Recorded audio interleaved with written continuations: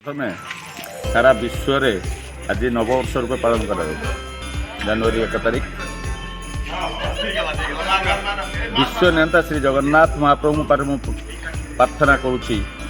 ये विश्ववासी समस्ते सुख समृद्धि और निरोग रुहतु एवं समस्त मनुष्य जाति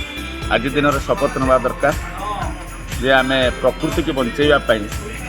गोटे गोटे निश्चिंत भाव में गछ लगाइबा एवं